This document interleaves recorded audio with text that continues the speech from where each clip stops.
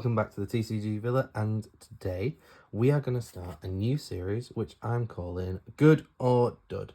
I'm going to take a lesser played hero, leader, and see how it does at our local weekly play. I'm going to start the series with Cassian Andor. When I first read this dude on release, I was like, okay, draw a card. It says draw a card. It's got to be good.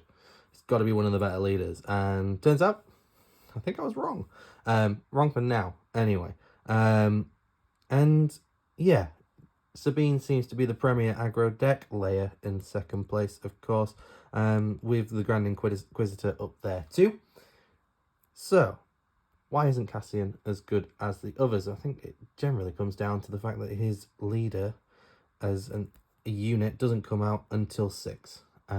Even though he's got a really good effect, so if you've dealt 3 or more damage to an enemy base this phase, you get to pay 1 to draw a card, and then as an epic action, flip him on 6 resources to come out as a 4/6, so decent stats, with Saboteur as well. So we're getting through shields if you want, but mainly we're attacking base, aren't we? Because when you deal damage to an enemy base, you get to draw a card on this side too. That's any unit of yours hitting the enemy base, we get to draw a card. That's the leader. What we're doing with the deck? Well, we've gone yellow as the base. We've gone with the Administrator's Tower. No text to read here, obviously, as it's one of the 30 health bases. Just trying to keep as much health as possible at the start of the game, rather than using Jeddah City and going with that effect to reduce the attack of a unit by 4. We've gone for the extra 5 health. I think that's going to be key. I think that's going to be really useful. So that red-yellow combination, that aggression, cunning, heroism thing that I know a few Sabine lists have been doing recently, but we're doing it with Cassian. And we've taken a bit of a shell of Sabine, and, well, the highest cost card I've gone with is 3. So we're going proper low cost, play as many cards as possible in a turn, because we're going to be drawing those extra ones, so we don't mind throwing some extra units down there. And yeah, just low cost Cassian aggro. That's what we're going with today, and I'm going to take it to the local weekly play and see how it does. All the videos will go from that will go out on the channel, hopefully on Sunday, it all being well, and I'll talk you through them, see how it goes, and evaluate, was it good or was it a dud? So, the deck profile. We're starting with 2 Benthic 2 tubes, 1 cost aggression unit with 2/2, Rebel. We're going to see lots of rebels. Going to see lots of heroism, because we're going to be having cards that interact with that. But lots of rebel stuff in here.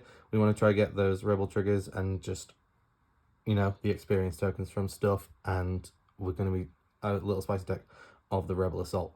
Okay, even though it's out of aspect. Now, his effect, really cool. On attack, give another friendly aggression unit raid 2 for this phase. So getting through that extra damage if he sticks around. Got 2 of those. We're going with 3 of the Spec Force Soldier. Again, just want to get through their units. So ignore the Sentinels for a phase. Perfect. We can hit that base and do as much damage as possible. We've got 3 of those. Rebel Pathfinder, again, Saboteur. Just ignoring the units when going straight for the base in this kind of deck. Put as much stuff down. Low cost. 2 attack, 3 defense. Again, got that Rebel, got that Trooper. Trooper doesn't matter for this deck, but yeah, we've got a Rebel, and it's Saboteur again. Sabine, another Rebel. You've seen her in Sabine decks. You've seen her in Hera decks. She's in this because she's got that red. She's got that aggression. She's got that heroism. Mandalorian, doesn't matter. Rebel will matter. And then if we've got those aspects, I don't think we're going to be doing too much of that in this deck. I guess we can have another red and a yellow heroism out. That can happen. Doesn't really matter. On attack, though, you may deal 1 damage to the defender's base, so it's attacking for 3 on the base, isn't it? That's the point of this, so that we can use that Cassian draw. That's what we're aiming to do. We've got 3 layer as a unit. 2/2, when played, ready a resource or exhaust a unit. Either of those comes up, turn 1, we might draw to the Benthic, and we can put her down as a 1-drop, essentially, by playing her first. Later turns, we're Cunning deck. We've got to have some tricks to do with exhausting units, and that's exactly what she can do. If we've got the initiative exhaust something that can hit the base for loads, exhaust something that's going to trade 2 for 1, maybe something like a Zeb, or, you know, anything that can start being really annoying. We can get rid of them before they start doing stuff. If they've got a Vader out, for example, the leader, stop them from doing 2 to something else before it attacks. In there with Fleet Lieutenant, it's going to give those rebels an extra attack, isn't it? So we get that +2, more damage through to the base. I'm thinking any of these guys, we just hit them for more. Rebel Pathfinder doesn't hit for the 3 that we need for the Cassian trigger. This makes it hit for 4, and then we're getting those extra draws. Rogue Operative is the other 3-drop ground unit that we've gone with. Again, 2 things that I love to see. Saboteur, Rebel, Raid 2, lots of good stuff going on there. This is essentially a 4/4 when it attacks. Really nice. We're just going to hit for loads. That's the ground units. We're quite light on the ground. That's because we've tried to go as much space as we can. So we've got that Alliance X-Wing. Loads of text for you to read there. It's a Rebel, again, with that 2/3 stat line. And we're going to try and boost it up with, you know, the Fleet Lieutenant, the other stuff we've got in here that can do that. Probably the best 2-drop space unit at the minute is your Green Squadron A-Wing. It's got that Raid 2. It's a 3/3 when it attacks. Just really nice to have. I've gone with a bit of a rogue choice, I think, here. But I wanted more 2-drops in space to sort of level it out with the 2-drops I've got on the ground. So I've chosen to go for the Outer Rim Headhunter. Doesn't particularly do a huge amount. It's essentially just another X-Wing. But it doesn't have the Rebel tagline, and it's not heroism. We'll see how it goes. It's got a nice little effect that on attack, if you control a leader, you may exhaust a non-leader unit. So again, using those cunning tricks. We'll see how it goes. I might end up just resourcing it loads. We'll see by the time we've played some more games with this. Vanguard Ace. We're playing loads of low-cost stuff. I've chosen 2 of these. Kind of like one of my only late game options is just play as many cards in your hand as possible. There's times you get to Cassian, you're drawing two cards in that turn, so why not play 3, play this. It comes down as a 4/4 for 2. It's just annoying. It's cool. We'll see how it goes. I like it. It only costs 2. It's heroism. It does good stuff. Another non-rebel cards, just like the Vanguard Ace, is not a rebel. It's New Republic. Hoping to see some more cool stuff from that later down the line in other sets. We've got the Millennium Falcon. A 3-drop that comes in ready. We had to play it. It's kind of like our big one. I've only got 2 of them, so I'm only playing 2. I would play 3 if I had 3. Not that lucky yet. But it comes in ready, and it can just hit the base. We want to do as much damage as possible quickly, and we get to do that. Heroism as well. That'll come up. That'll be useful because of this dude. Obviously, we want that extra 1 damage on all of our heroism stuff, and this guy provides it. You know that. It's raid 1 on itself. It's raid 1 on everything else. It's a 2/3. It's raid 3. It's amazing. It's just such a good card. Don't think I need to say any more about that. Wing Leader. Boost those rebels. Give 2 experience tokens to another friendly rebel unit. We've got loads of rebels in this deck. So let's boost them up and do as much damage as possible. Get that early game damage through. It's kind of useless by itself, but we're going to be playing lots of units, aren't we? So we're going to be able to boost them up and hopefully help them survive and do more damage. That's it for the units. So again, pretty heavy in space compared.